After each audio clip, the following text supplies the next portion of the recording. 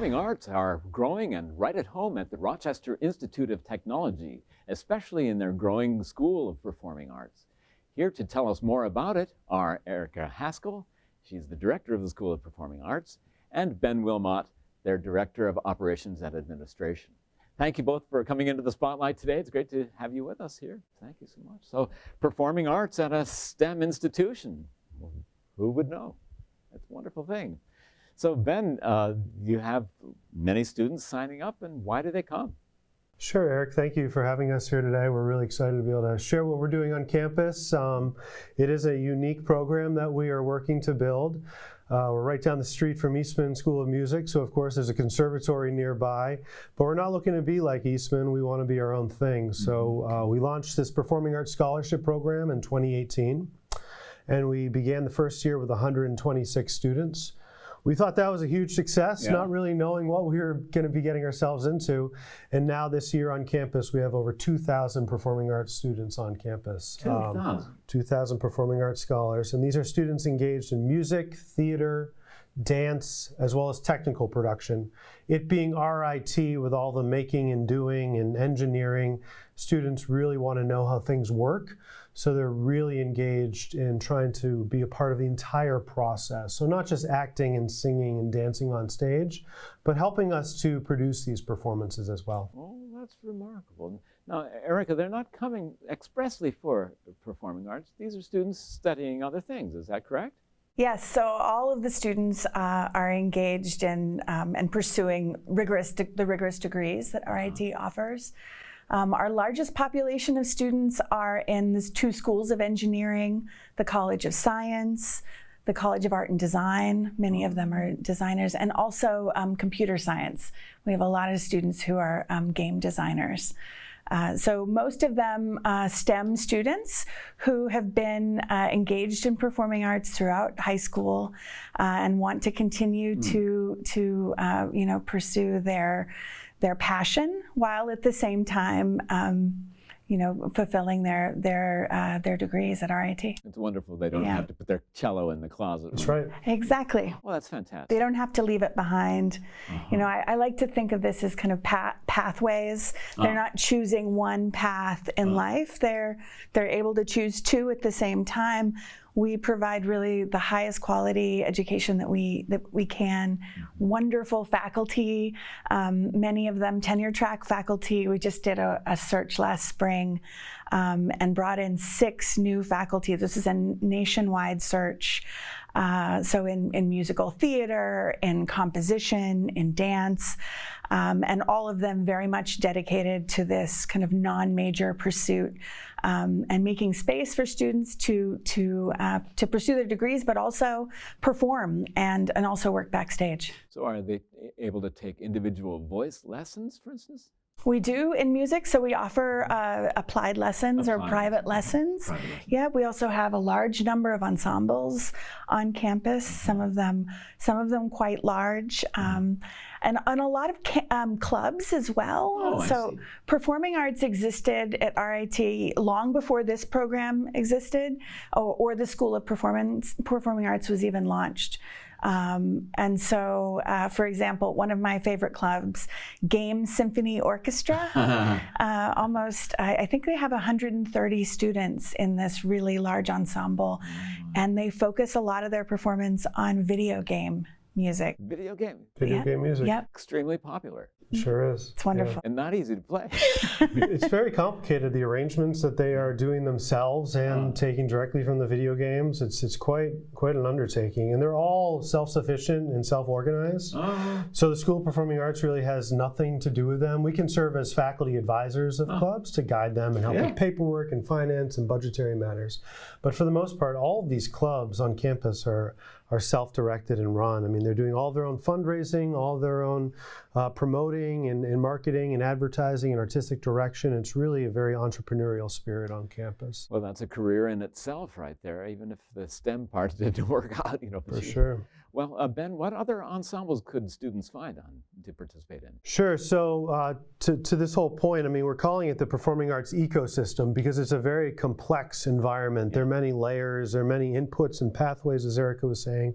So we really try to provide students with as much flexibility as possible to engage in whatever they wish to pursue in the performing arts.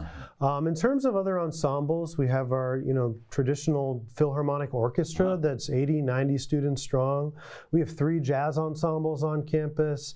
We have a new offering called small group performance.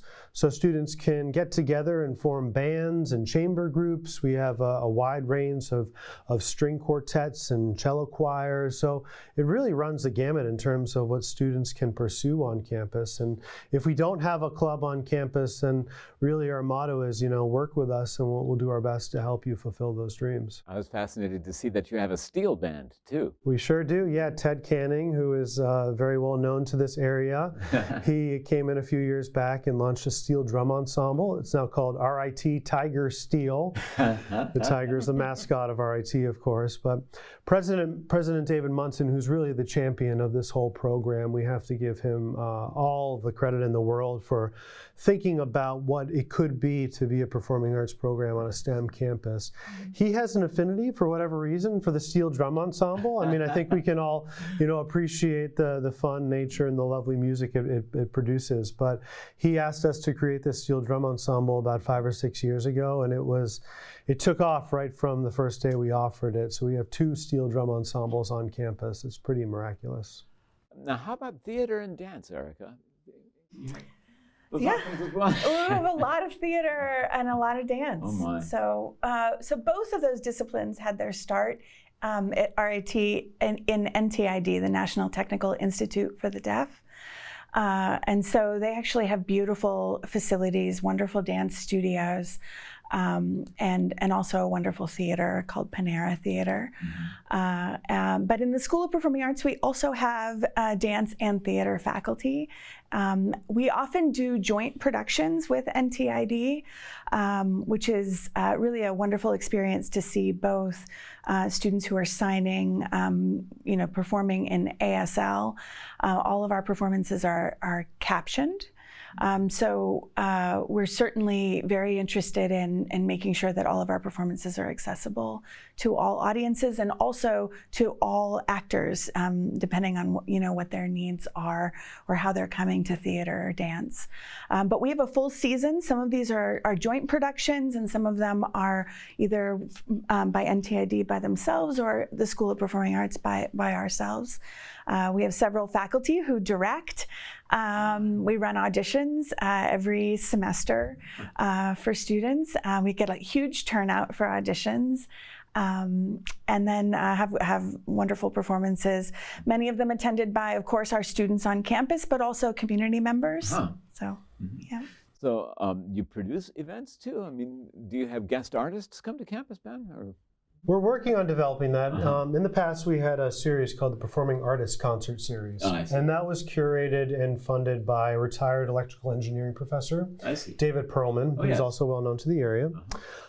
We pumped the brakes on that during the pandemic. And part of the reason, though, is that we didn't have enough large-scale professional facilities on campus to really support those kinds of world-class artists that we were bringing in. So we can talk more about the facilities, but we are working to develop some artists in residence at RIT. For example, last spring we brought in a Grammy Award-winning Indian tabla musician, Sandeep Das. Sandeep performs with Yo-Yo Ma and the Silk Road Ensemble. He's a really engaging and dynamic individual and performer. He gets what we're trying to do on campus, so he can relate to these students. We organized a multi-day residency with Sandeep. He came in and worked with students in various capacities. Wow. We had workshops, open rehearsals. Erica moderated a cross-campus interdisciplinary panel discussion with a professor from mathematics, a professor from video game design, a composing professor, and Sandeep discussing tradition, innovation, collaboration, and what all of these bring to a STEM campus. And at the end of the panel discussion, Sandeep was able to improvise with one of our jazz ensembles on campus. So we had a real live taste of what it's all about. And technology is increasingly part of the arts, and creation of the arts, and also distribution of the arts. Erica, what did you find of interest in that panel discussion, especially? Yeah, I mean, I think in the discussion, the kind of focus was how to break out of kind of disciplinary structures, how to kind of understand the rules of a discipline, whether it's game design or mathematics or music.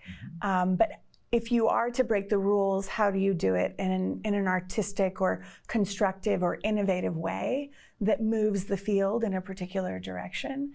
And so I don't remember a lot of talk about technology, but I will say that our faculty are really starting to contemplate certainly the impact of AI on performing arts and what that might mean, whether it's in the area of composition or technical theater, or how we use this new tool in an innovative way, how we embrace change, while at the same time recognizing really the strength of performing arts and offering the kind of a view of the human condition, and how we instill empathy, these human qualities. The performing arts is particularly adept at allowing students and performers, all performers, to embody others. And so I think, moving forward, we'll be thinking a lot about how AI and technology can aid in that. There's maybe some ways in which it won't assist us in that. But I think in particular, RIT will be a place where those discussions will be fruitful and also constructive. Well, you can develop the most interesting machine in the world, but at some point you have to communicate about it to others and tell them why it's important to them. I mean, there's a relational aspect there. Exactly.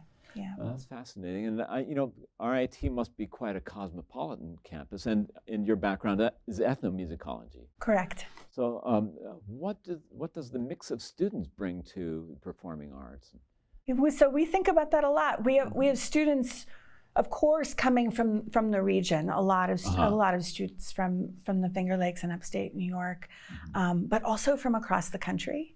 So they all bring with them, their different backgrounds, and of course international students. So I think our largest populations are Chinese and Indian students. We actually have a new club that was developed just a few years ago of many of them Indian musicians. They're doing a lot of experimentation with kind of fusion, thinking about traditional forms of Indian music, but how they can kind of incorporate other students with other backgrounds. Really an experimental group that has been inspiring. Ben was talking about Sandeep Das. He actually, when he came to campus, he spent time with this group of students and kind of coached them on how they could better perform, better engage with each other, and also with the audience. So yeah, a lot of diversity on campus, certainly. I'm, as an ethnomusicologist, really interested in figuring out how to, in our curriculum, provide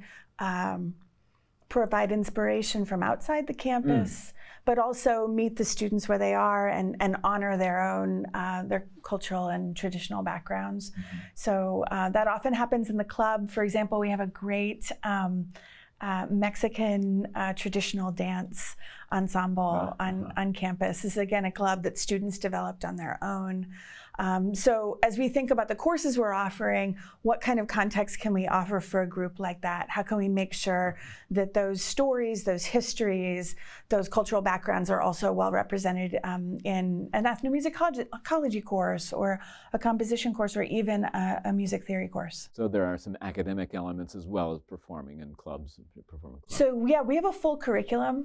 Yep, all of our faculty are teaching, whether it's a history of theater course or acting. We have a lot of doing courses, of course, in performing arts. All of our ensembles can be taken for credit. But we also have a lot of kind of theoretical courses, so courses in dramaturgy, ethnomusicology, of course, musicology. I'll say one of our most popular courses are the music theory courses. We offer a sequence, a short sequence, Music Theory 1 and Music Theory 2. That's how it's built. It actually makes a lot of sense. Yeah, students want to really, it's fascinating. see into the engine and understand, why is music impacting them the way it is? How is it constructed?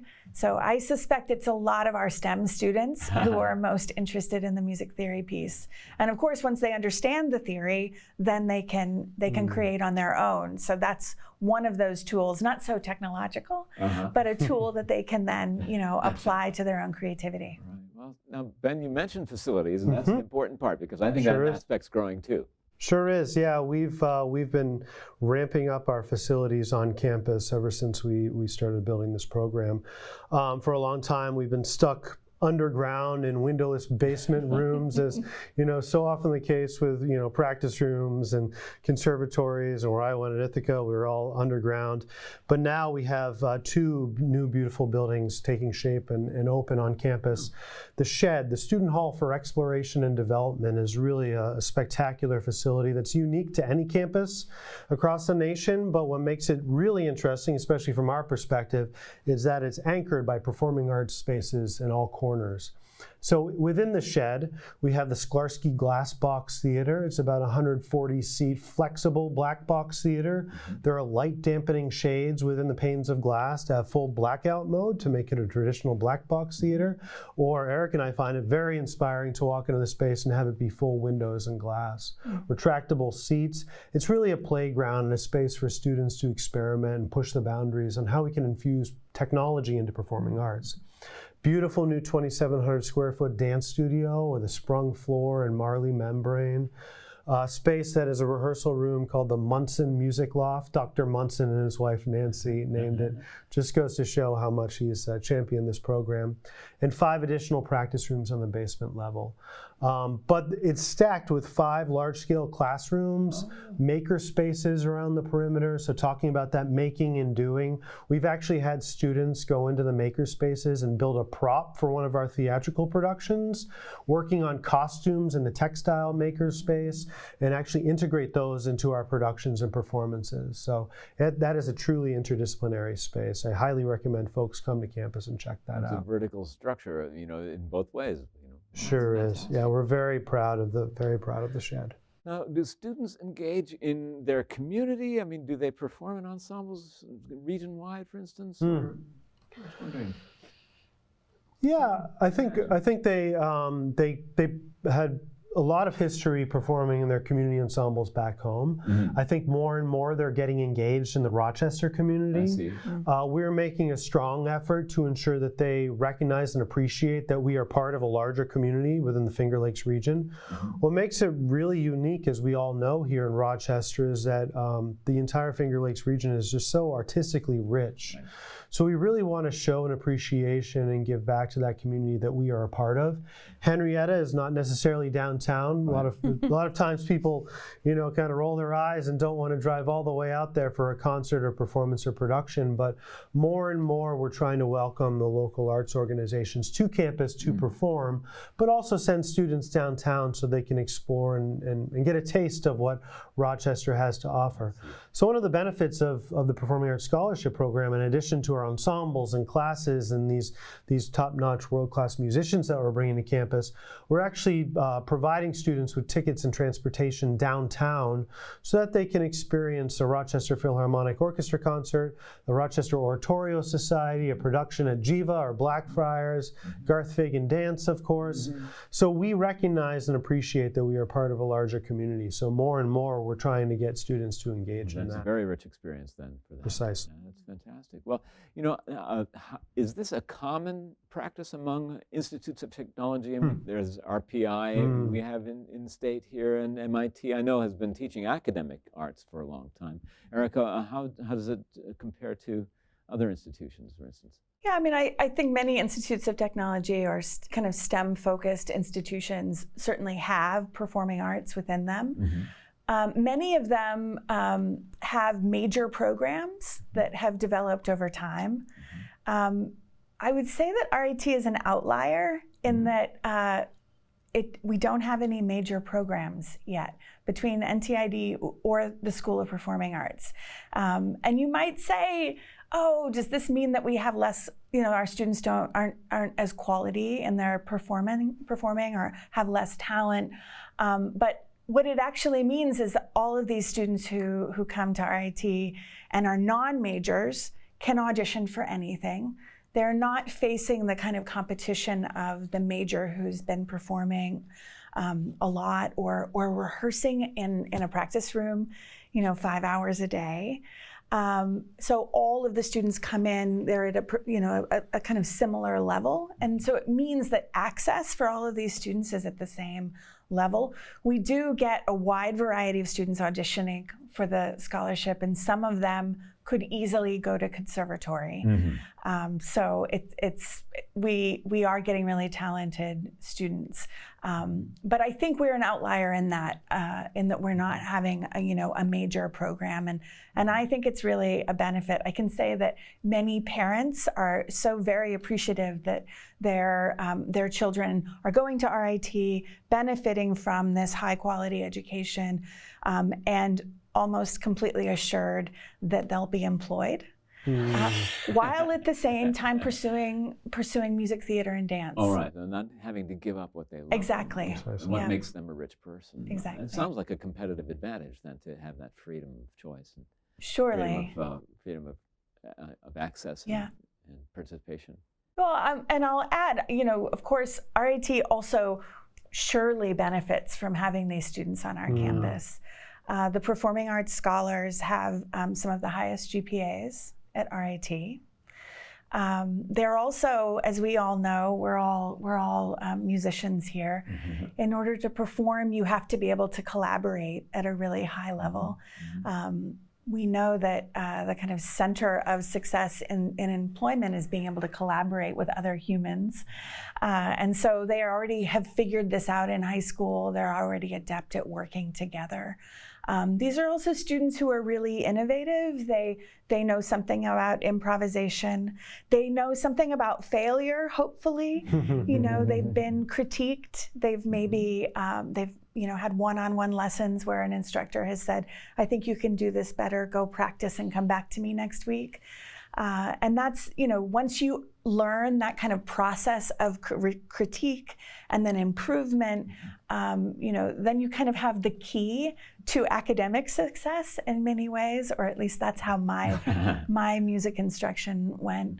And so we recognize that these are really strong students for us to have on campus. So that's a component of offering this scholarship. These students graduate at a much higher level. They persist, they stay at RIT longer and complete their degrees at a higher percentage than other students on campus. And then they go out into the world and find a lot of success in whatever way.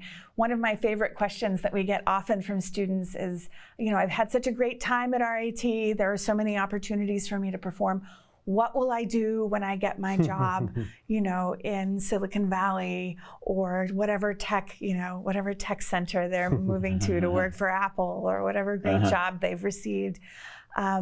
It's really an honor to talk to them about community performance, opportunities like Rochester Oratorio Society. Of course, there are community performing arts opportunities throughout the nation.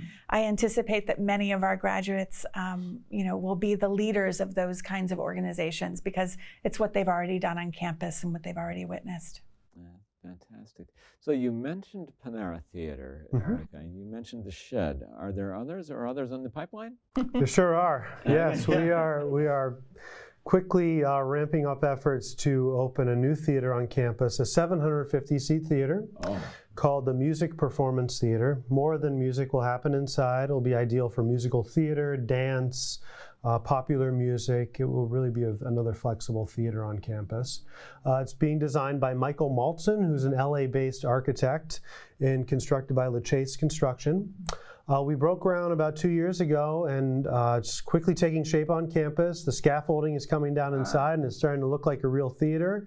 Eric and I are busy trying to map out staffing plans for the theater as we gear up to open it. We anticipate that we'll have the keys in January of 26, and our inaugural production will be in April of 26 as well. So right around the corner. It's going to be a beautiful hall, 750 seats, as I said. There's a costume shop inside, a scene shop, a rehearsal room. And much like the shed, there's a lot of glass on that first level. So people feel as though if they're just walking by, they're a part of that making process. So it's really opening up and changing the landscape of performing arts on campus to have so much awareness. I mean, so often on college campuses in theater and performing arts, those kinds of making and doing spaces are closed off. You don't get to see what's happening behind the curtain. So we're trying to open that up so that students who may or may not be in performing arts can experience that. If you're just walking, between classes, you can see a student building a set in the set shop or rehearsing a scene in the rehearsal room, and it piques their curiosity, and they say, hey, I want to get involved in that. Right, stage technology is technology. Absolutely. And increasingly high tech. That's fascinating. And so now, how do students find you and become involved? What website should they visit, for instance? Sure. Well, I mean, you can go to the RIT website. You can just search School of Performing Arts at RIT, and you'll find our website. That's pretty easy. We also have a great Instagram page, if that's of interest, full social media access. So that's RIT Performing Arts. Performing Arts RIT. I'm not sure which. RIT.edu/performing arts Thank is you, our Ben. website. And all of our handles are either School of Performing Arts or RIT Performing Arts. Can they find information about that scholarship there too? They sure can. Yep. And the admissions department at RIT does a wonderful job marketing it to prospective students. So now we are also in the business of giving many open houses and webinars to prospective students. So if there are any students out there who are thinking that they don't want to give up their performing arts passions and they want to pursue a STEM degree, they can also reach out to me or Erica, and we're happy to give them more information and walk them through the process. It is a tuition-based scholarship. It ranges based on talent and need, and a student can upload a 30-minute or 30-second clip of them performing a piece or showing a set that they've built or doing a monologue, and that's reviewed by a panel of faculty adjudicators, and then they're awarded based on that. And then once you're accepted in the program, our communication starts over the summer months, so we're already communicating with the students who are coming in. So we're telling them what to pack and how to prepare, and whether they should bring their instruments or leave them behind based on their interest and passion. So our communication is really pretty robust over the summer months as we look forward to welcoming, I think, another 550 performing arts scholars this fall. So that'll bring it to some 2,800 maybe, or 2,500? Around that, I think we want to get to a good hum of around 2,100 to 2,500 students in the performing arts program. Well, it sounds like something you would want to showcase. Do you have a showcase event in about 30 seconds?